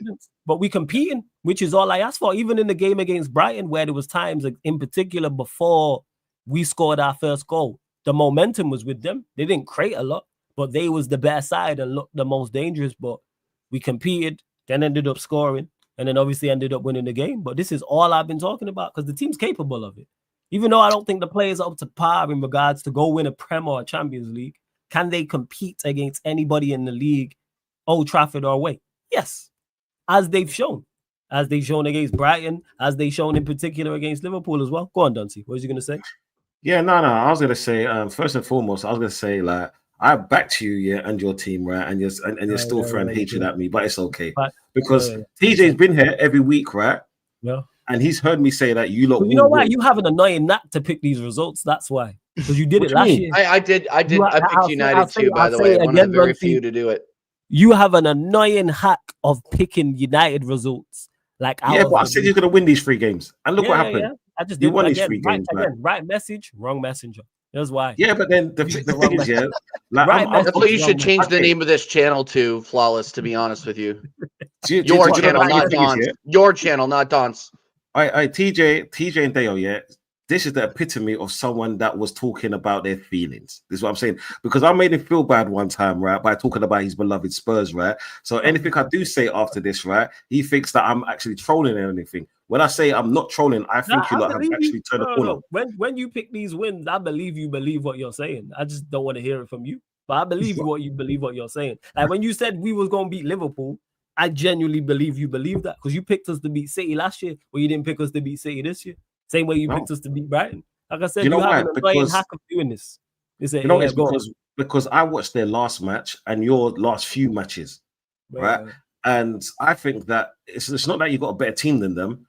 It's the fact that you're playing a lot better than them in transitions. This is what I'm saying. In transitions, your players are actually playing for the manager right now, because they know that. I believe that they know that if they change the manager at this point, half of the team is gone next season. And the only reason why they're gonna, a lot of them will stay, because let's say players like Shaw, Maguire will still probably leave. Do you know what I'm saying? But I'm talking about the Brunos and so forth. They're actually playing for the manager, and you can see that. And the added addition of having Mbeumo and Cunha, ballers. Even though you can't stand Mount, I get that, but he gives you something that you lot haven't had in a long time, and that's energy. Yeah, he might not be a great footballer, but he gives you a lot of energy.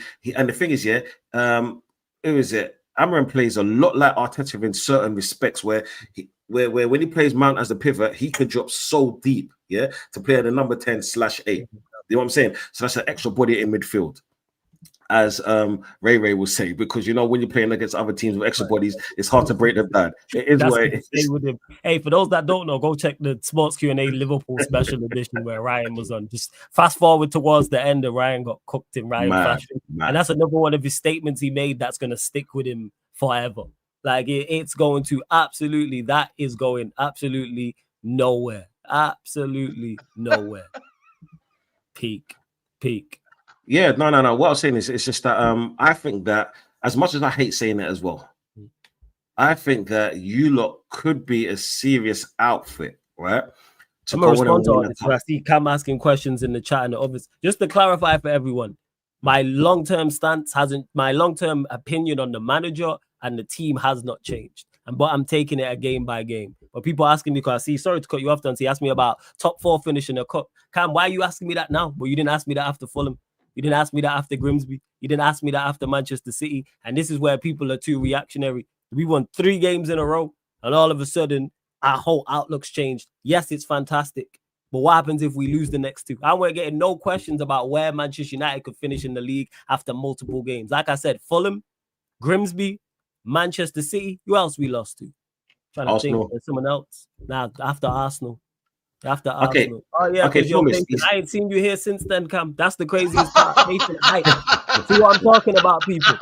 You see how these people jump out the window as soon as we lose? Like, Cam weren't here when we lost to Grimsby. There was no conversations about what Amorim can do. And this is why I stay with my strict stance. You have to do more. He has been woeful for 11 months. 3 games don't change that. You know what I'm saying? 3 games don't change that. People need to relax. Let's see how we do against Forest. Let's see how we do against Spurs. Hopefully we win those games. And then after the break, you know what it is? It's the same thing. Let's see how we do afterwards. All right, we've won 3 games in a row. Cool. Let's see the 4th, let's see the 5th, and the 6th, and the 7th, and the 8th. This manager's just come off the back of a run where he's only won 1 game per month since February. So it's like, relax. Hopefully, man, Jacob asked earlier, hopefully my guy can get his haircut as well. So, like, people need to relax with all this. Oh, what can Manchester United do? Relax. You know what I'm saying? Like, just chill out, because you lot haven't been here. So that's why I'm not hearing it. Because even, I think one of my mods said, oh, I was 5th, I was called a troll. Yes, because you weren't talking like this when we lost to Grimsby. Because I can go back and check them stream when we lost to drew to Fulham. When we got packed up by Manchester City. I do watch-alongs for all Manchester United games. I do this show and all these shows on a weekly basis. Where were all you lot with this chat? Don't only talk when you think we're up. Believe this talk when we're down, because I could have easily cancelled this show. I could have cancelled this show. After we beat Liverpool, I could have cancelled that. And after we beat Sunderland, I could have cancelled that. But win, lose, or draw, I'm here with the exact same talk.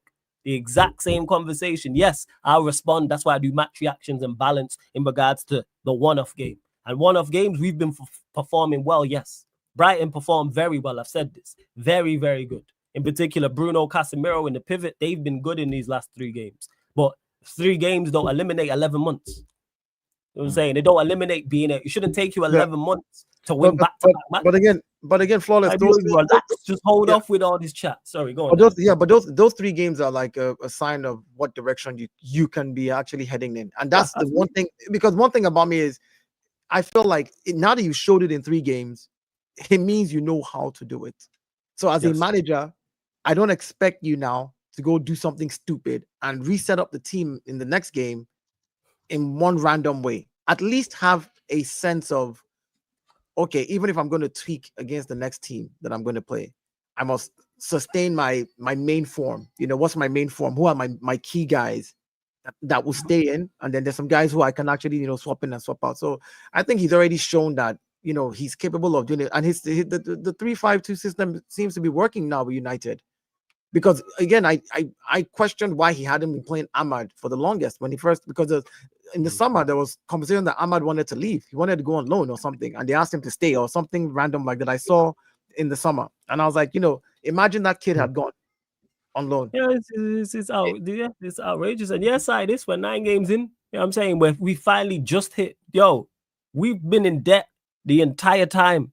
You know what I'm saying? 11 months we've been in debt. Scratch that. Years we've been in debt. We finally get out of debt in our bank account. I'm not talking about buying a house. Whoa. Slow the roll. You know what I'm saying? Relax. We've just got out of debt after 3 years. I'm not talking about, go buy the house and the Lamborghini. Relax. Yes, we're finally in positive goal difference. Man need to just chill out. Like I said, I know you say, I know you're running jokes. I'm taking it game by game. I hope I'm wrong. I'm hoping 9 games time, guess what? We're higher up the table and we've won 6 out of the 9 and drew 2, maybe lost 1, and the form's good and the performance is good. And I go, all right, there's something to this, but it's going to take much more than 3 games to convince me, because it's been 11 months of absolutely everything's been diabolical. Everything this manager could have done wrong has gone wrong. But now we've turned it around. These players have looked terrible as well. Finally, in Bremo and Cunha, they've clicked into gear as I expected them to. Sesko also looks better. But we'll see, like I said, game at a time, because you know the crazy part is if we go lose to Forest, I ain't going to see half of you lot. We lose that game, this year I don't see you lot. Yo, if we go lose to Forest 2-0, which we are capable of. There's no guarantee we go and beat Forest and we go beat Spurs. They are 2 games we can lose. Now, do I have more belief there are 2 games we can win off of what I've seen? Yes. But show and tell. Shut me up. Prove me wrong. That's where I'm at with it. Prove me wrong. That's where, and so far, last 3 games, cool. Okay, Good so stuff. here's the question. Do you beat Forest? I think you do. I think you do, because Forest are dog shit. Yeah. But the true test, I think it's against this Tottenham team. Yes. Are you confident? Are you confident you can get a result? It's a win-win, TJ. Oh, it's a win-win for us. Yeah, I'm going to be watching. No, I'm talking about him. I do like Spurs. Oh, for him. Oh, yeah. Definitely. Yeah, definitely. We owe Spurs because we've not beat them in like 3 years. Kind of like the Brighton game just gone, because we haven't beat them at OT in 3 years. It's kind of like, yeah, and it's more so, no, it's away Madison. Both these 2 games now offer different tests. The same way Brighton was a different test to Liverpool. It's like, okay, now can we go away from home and do the Forest are going to be up for it. Yes, they're not in the best form. I know they lost today. Sean Dyche won his previous game. We know how Sean Dyche is going to set up against us. They have players who can hurt us. Yes. And I'm not just looking at performance, at the result. What's the performance like? If we go there and we're unlucky and we lose 2-1 to a late winner, but the performance is there, I'll be disappointed about the result. But I go, okay, the performance was there. We did the basics. We applied ourselves, etc. But if we're 3-0 down 65 minutes in and they're laying and the United away end's emptying, I'm going to be livid. Same way, and that goes for the Spurs game as well. How do we approach these games? Because I keep talking about this the same way I asked Dio about sustainability and asked you all about sustainability from open play. I look for that from Manchester United. Is what we're doing good, and is it sustainable? Okay, or is it just luck? So let me ask you this, Waller. So let's say these past 3 games that you've won, you've played very well. I've watched those games. United actually played very well. Let's not, I'm not going to miss here. You go into your next game, you play very well, but then you go into the Tottenham game and your manager decides, you know what, I just need 3 points here because I want to stay where I'm at. I don't need us to go and overdo anything. Let's sit down, let's play some medieval football, just score a goal and just lock it off. Will that upset you? Like, as a fan? No, if it's because he's going in there with a plan. I may criticize the plan for not going right, but I keep talking about this having plan. I'm saying if the plan goes right, though. So if the plan goes right, that's smart. Yeah, so my thing is like, I guess I'm just like, I think managers, the buck stops with you. You're the boss. You're the guy in charge. The buck stops. Dio, it's all about what is that. I don't care what your plan. Just have a plan. What is your plan? Have a solid plan. Hey, you know what? I am going to play this way. At least let me know what I'm going to get watching Manchester United, whether I like it or don't from a entertainment perspective. Then on the flip side, does it yield results? Does it need tweaking? Do you tweak it because eventually what happens in the leagues all the time is when you play one way all of the time, teams suss you out and then you have to do something different. No manager who has been scratch that. No team who is top 4, top 5, top 6 consistently over seasons plays the same way, because you know why? Teams figure you out. And then your manager has to adapt. That's not even winning Premier Leagues. I'm just talking about being top 4, top 5, top 6. If you are the same manager, because teams wise, all right, they do this. All right, cool. Well, I have to do this. Whether that's a formation change, whether that's personnel, etc. Look at Slot. Don't have a Scooby, because teams have figured, slow block and kick the ball long. That's what teams have done against literally everyone who's got a result against Liverpool has pretty much done the same thing. And now he's openly admitted it. Now Slot's like, all right, how do I? And he doesn't seem to have any answers, and he's just managing like an idiot, which is crazy. And that's the champions who just added Isak and Wirtz. Someone gave a good analogy about Slot. He said, I saw it in the stream today, and I was trying to explain it to Mo and Hussam. The guy says the literature analogy says Slot is like that guy who was the editor of somebody else's book last year. He tweaked a few things, and the book became a bestseller. And then this year, they've asked him to write his own pieces into the book, and he's unable to write his own pieces into the book. And I was like, yeah, I totally agree with you, because again, he did make some changes to Liverpool last season, some really, tactical things that he did. Gravenberg in the DM, like this is not someone who's a DM. So, he made those changes and kudos to him. He won the league fair and square. But now it's like, how do you integrate your forward line where you're so forward heavy and half these guys don't track back to defend? So the long ball is the only line. You're right. Like Salah doesn't come back to defend. I don't see Verts running back in to defend. Ekitike probably sometimes drops a little deep to help with defending. Isak is not, from Newcastle days, was not somebody who ran all the way back to defend. So when you have all these guys there and there's a long ball, you'll be caught up. You'll be caught definitely. So yeah. I feel with me, I'm just looking. Yeah, with Amorim and the team, I'm looking again first and for all right, how do we approach these games from the manager perspective, and what's the application like? Because how we did it was endeavor. Yes, there's skill there, but the endeavor. 2 of the 4 goals we scored against Brighton was just Luke Shaw pressing aggressively, something we've not seen. That's where we won the ball back both times. 2 of those 4 goals was literally our centre back pressing aggressively. That's it. It weren't an amazing, what an absolutely phenomenal tackle. No, it's just being on the front foot. And then it breaks. And like I've said this before, you can't have Cunha and Bruno, Sesko, Bruno, Ahmad, Casemiro, and be struggling to create and struggle to score. Yeah. There's too much attacking talent out there. Something's wrong. Same way Arsenal fans will complain. You can't have Saka, Gyökeres, Eze, Odegaard, Trossard, Martinelli, and be struggling to score goals. Something's off. Maybe Martinelli. Something's off. But the thing is, I'm just saying with all of them, not individually, but I'm saying as a collection. Whatever front 4, front 5, front 6 you want to put out. Same way I look at City. Same way I look at any team with talent. Same way I look at Liverpool. This is why I don't hear no excuses for Slot. You have too much talent overall in your squad. And people are telling me, oh, they missed Diaz and Nunes. That wasn't a conversation before the start of the season. They were looking to sell Nunes down the river as soon as possible. I can't believe that's even an argument. They should have kept, you know what I'm saying? They swapped Diaz and Nunes for Isak and Verts, and that's a bad deal. There were points over the last 2 years where they were trying to ship Luis Diaz back to Colombia. Like let's not do this. Yeah. Like let's not do this. But now that's the revisionism rather than just point and say, hey, it's ridiculous. Went to my guy Saint who said this. Shout out to Saint. Liverpool fan, you lot remember him, he's been on the channel before. He said it's easy to identify bad players when the system's good. It's facts. When your system is systeming, it's easy to identify, oh, he's a bad player. That's why when City were in their pump with Pep, when a player went there, we didn't blame Pep or the teammates. We blamed the player. If a player didn't perform there, we looked at Grealish is probably the only anomaly to that. But over the years, they've been dominant 6 and 8 or whatever it is. We looked at players who went there and when if you don't perform there, that's on you. Mm-hmm. And that's where it's at because the system was systeming for everyone else. So when everyone looks bad, you gotta look at the system. But hey, each to their own. But you lot, run up the likes, man. Again, hit the subscribe button. We are not going anywhere in regards to content just yet because we got the United Liverpool podcast Barbados edition coming up with Beijing Reds TV, United Liverpool. So that's gonna be good because Barnes will be there. We need to do another crossover. Pops will be there. Yeah, we're patting it. Barnes will be over there. Pops will be there. I don't know, man. Crab got his track shoes on, man. Hey, if Liverpool midfielders could track and run like Crab, guess what, man? Liverpool's midfield will be much better. I'm telling you, man. He's on the Shabazz like Crab. You know what I'm saying? He a runner, he a track star. But shout out to my guy, Crab. Make sure you subscribe to Beijing Reds TV. Big up all you lot in the chat as well. Run up the likes. How many likes have we actually on? Let me check. How many likes have we reached?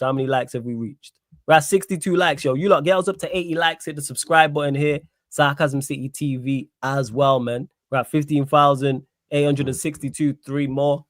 Shit. Shout out Judge Mo for the raid as well. And why actually everyone's landing. Big up. What's this? Big up to AD for the super chat. Appreciated. Says, I told man in September that we're going to win this league. Top 4 business. Come on, United. You know what's crazy? I didn't read the rest of that, so I just presumed he was Arsenal. You know what I'm saying? I presumed he was Arsenal. No way. My bad, AD. I apologize. Look, again, football is not mathematics. 2 + 2 doesn't necessarily equals 4. He's not saying something that is crazy here. You guys are 6 points behind us. No, yes, he is. They are. You're too kind. Yes, he is. No. I'm talking. See, hear what I'm saying? Yes, he is when you talk about the football being played on the pitch. Yes, but I'm saying if you're looking at the table on points, just it's 6 points. It's 2 games. That's all it takes. It just takes 2 games of madness. So reactionary. Hi, bro. So reactionary. I know it is. I'm saying the football on the pitch is a no. You cannot compare, like, say you're going to win the league based on that. You can't. Not with the football you're playing. But if you're just looking at point system and saying, okay, just look at the points, forget the football right now. Let's assume everything just works out for one team. Yeah, but then West Ham could win. Then we're talking about West Ham winning. So this is what I'm saying. So no, I'm saying at this beginning of this season right now, it's just 6 points. So it's not, we'll see what happens in December, what the point gap will be, and then that's where you can then, But I know right now he's being reactionary, and it's right now. It's 6 points. Big up for the super chat, but no, it's not saying I co-sign. I ain't co-signing no title. I ain't co-signing no title races. I ain't co-signing no top 4 charge. I'm not co-signing no top 6 charge. You know what I'm co-signing? Game by game. I am taking it literally. We play one game a week, game by game. That's where I'm at. If we play 2 games in a week, then it's game by game, but it's 2 that week. Might be 2 a week, but it's game by. That's all. I am fully focused. Nottingham Forest, Spurs. After that, whatever. Nottingham Forest away, man. And then let's see where we end up from there. Like, I didn't even know about the table till you lot told me. I was hearing like Sunderland was second, and then Bournemouth was second, and all these types of things. It's crazy. It's mad. And we're above Liverpool because I've seen Hassam's title about we're below Manchester United. Mad thing. And you don't want me to back this. We are the punchline people. So how bad Manchester United be that you have Hassam, a Liverpool fan, saying, look how bad it is for us. We are below Manchester United. When you are a punchline, it's a problem. It's like when we say on here, hey, don't be a Ryan. That's a problem. You know what I'm saying? He's a punchline. We literally say that. You're moving like Ryan. Literally. But big up for the second super chat. Man just said I'm tripping. Big up, man. Big up. And big up Judge Mo. Big up, man. I appreciate that. Thank you for the super chats as well. Shout out to Judge Mo for the raid also, man. Big up Judge Mo every single time. It's been a minute. Big up to Judge Mo as well. Yeah, Red Devil. That's where I'm at game by game. And we'll see where in game week 18. Let's see where we are. Let's see where we're at in the table. Let's see if we're still in the positive. Let's see if the form and the results is still good. And then we go, all right, cool. Wallace, I'm game by game to the end of the season. Go on down. Wallace, I didn't ask you. So, do you think that Arsenal are now marginally the favorites to win the league? Yes, sir. Because you asked all 3 of us at the beginning of the stream. I was meaning to ask you, but I totally still haven't answered that question. No, I answer it 110%. I'm just looking here. Yes. I was just checking the table. Yeah. Look where you're at now. Yeah. I would say so. I don't think you're major favorites, but I look at it and I go, yeah. Outside of Arteta, he's the question mark. Everything else is in your favor as of right now. The points gap, the way your team's playing, and just as important, the way the rivals are playing. Liverpool, 4 losses in a row. They're spiraling out of control. Does Slot turn it around? Yes. But do I think he turns it around to go compete to the top of the table? It would be some turnaround, yes. He'd have to do what Conte did with Chelsea when he went to a back 3 and then he just kicked on and went from there. City, you can never write off because they got that bald-headed demon over there, Pep, and they got Haaland. So they're always going to be in with a shout. But, you are bald-headed demon. But you know what it is? The next 2 games are going to mean a lot because I think we play Burnley and we play Sunderland, right? I think we play Sunderland and Burnley. The next we play Brighton on Wednesday, and then not the FA Cup. Yeah, we play Sunderland. I'm just Premier League, Sunderland, and then our next game after Sunderland for the Premier League would be Burnley.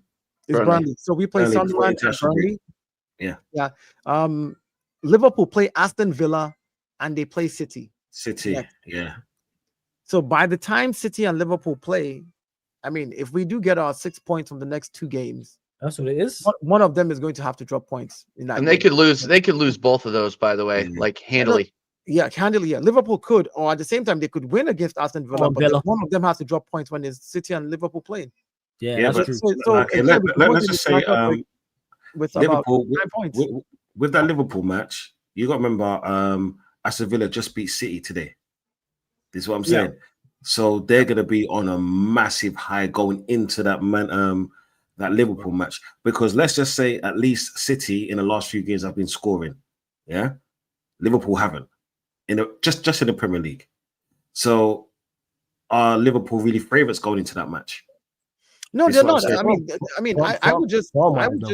I would just say that it's 2 tough matches for them because regardless, and then in the second match it's City. So the 2 people who are my rivals, who are the rivals for us, like I see that probably could stop us from winning this league this season. By the time they play themselves in 2 weeks, we should be 6 points plus 6. We should be 12 points up. We should be against one of them mathematically. Either Liverpool losing to Aston Villa and losing to City, or City doing the madness that they did today, losing to Aston Villa, losing their next game, or drawing their next game, and then beating Liverpool. So see you, pops. It is. But hey, Dial, shout out your channel. Let them know where they can find you, what you got coming up, all that good stuff. Yeah, I just do pre-recorded video content. I don't do lives because lives are hard. I respect you guys. Flawless. You need to do lives eventually, trust me, man. Look, I respect you guys. I come to your channel every day. I sit, I watch, I listen. I'm there. That it's a hard job, you guys. You have no idea how hard this thing is to just sit here and talk to you faceless people with B's and Q's in your names while you're chatting shit. That's a fire, yo. That's it. Yo, B's and Q's in your name. Right? Yeah, just random names, and I'm just like, these people are going to drive me. So I do pre-recorded content. You can find me at the Corner Edge. that's where you find me. So yeah, Flawless, appreciate you having me, man. TJ, thank you. Don, it was good to meet you, my brother. I know we haven't met, but I've seen your stuff, and I just let me go. I was gonna do that right now. There we go. So the Gonna Edge people, links in the title, links underneath in the description. Go subscribe to Dial's channel. You'll see him on there more often. You see him on A-listers, see him on multiple other channels as well. TJ, my bro, floor's yours. Let them know where they can find you, what you got coming up, all that good stuff. No, big up Dio. Sorry you have to deal with Usam. I say that to everybody that regularly streams with him. But big up Flawless every single time. Really appreciate it. I'll be live after the Brighton match on Wednesday. Me and Dal are back doing normal content. I'll probably do a solo match reaction because me and Dal are like in and out of the office. But American Idiots is back, so we're doing our thing there. And then you can catch me on American Waffle tomorrow. There are lessons needing to be learned and taught there. I'm looking at Chelsea. I'm looking at Liverpool. It's gonna be a lot of fun. We're gonna have a lot of fun with those guys. American Waffle over on Safi TV. Just lock in. I'm liable to go live at any time. I'm gonna refire up the gaming and hockey content as well. So just go over to TJ Ward TV, hit the notification bell, and we'll see you a little bit later down the line. Big up, guys. Oh yeah, I shout you as well. I might run clubs. Might shout Jacob and everyone else. No, shout us for sure. And me and Dal are trying to shout you to do some Call of Duty. So. We need to partner that as well. We'll definitely get that started. So yes, TJ Warren TV. Make sure you subscribe. Done. Let them know where they can find you, family. Peoples, make sure you like and subscribe to Conversation TV. Right. Tomorrow, I'm gonna be on Mud Brothers from 10 to 12 or 10 to late. Let's just say I might do a stream in before or might do one on Tuesday at some point. Just go into the link. Hit like and subscribe and stuff like that. And before we go, I don't want to disrespect anyone on here, but Slot, is the ball still in the air? Because it's 4 games now. Some questions need to be asked. Leave on his slot alone. Leave on his slot alone. Look, let's not. We on the States. We are not leaving anybody alone over there. He's the kingpin, Wilson Fisk, and we Spider-Man. You know what I'm saying? My way even doing shit at times, and Spider-Man was just breaking. Miles Morales. Allow him to keep losing. Just leave him alone. Don't encourage him. Don't ask no questions. Don't give him ideas. Just leave the guy to keep losing. Yeah, that's all I'm asking. Like, when you guys start having these brilliant conversations, then he's like, those guys are right on YouTube. Let me try this technique. Then they start winning. Then I hold you responsible. Hey, pay attention, cause I don't know shit. So yo, it's on you, man. You know what I'm saying? You gonna keep losing, my brother. You come into the crazy place, guess what? You are gonna keep losing. You know what I'm saying? What did you just say? People with B's and Q's in there, they chatting shit. All right, you join over here. Flawless. Let's be realistic. That's how I as a typical average Nigerian, that's how I'm raised. When something is going, just leave it. Let it destroy itself. Don't allow me to any other ideas. Have you watched his press conferences? Yes. And the crap that this guy says. If Arteta says half of that, the media will be all over him. Facts. All over him. But here we are allowing this guy to just let himself destroy. This guy keeps talking about we created chances, not addressing their defensive issues as though you don't have a defensive problem. Facts. Hey, I love it. We created a lot of chances. We just didn't take them. We created chances. We created more chances. Today, I think we created the most chances. Dude, you will create chances with your forward line, but what are you doing with your defense? You're one calamity away. Konate or whatever his name is, his brain is in Real Madrid. January, he wants to leave. That guy is not playing for you. Van Dijk is 34 years old. He's going to pull something when a 19-year-old runs at him and he has to run backwards. Yeah, at 27 kilometers per hour. When a player like Adama Traore is running at you and you're running backwards, Van Dijk is going to pull something. So what are we doing here? You know, Mo Salah is 34 years old. Amazing player, but again, this age is old for football. So let the guy self-destroy himself. Don't remind him of anything. And that's a lovely segue into the next show, people, which is the United Liverpool Podcast Barbados edition with Bayesian Reds TV. So we're going to redirect straight over there. Before we redirect over there, though, make sure you hit the like button on here. Subscribe to Sarcasm City TV YouTube. Subscribe to The Gunner Edge. Subscribe to TJ Warren TV. Subscribe to Conversations TV. And make sure you get over to the Sarcasm City TV Extra YouTube channel, people, where we do multiple watch-alongs. You get Premier League, Champions League, La Liga, NBA, boxing, UFC watch-alongs all over. Sarcasm City TV Extra. Links underneath in the description, or just go to the YouTube search bar, type in Sarcasm City TV Extra 100%. And big up to Ad for the super chat. Says Flawless is hammering in if we win the league. Well, of course. Yes. If we win of course. He wins the league. Yes. And then I'll answer my DMs from Margot Robbie and Scarlett Johansson for that threesome later that night. So yeah, people. Anyways, we are going to close out. Big up. Love to everybody that has locked in. This has been the Manchester United Arsenal podcast live on the Sarcasm City TV YouTube. Thank you very much for tuning in. Literally see you lot in a couple minutes. Big up. Top of the league. Fuck out.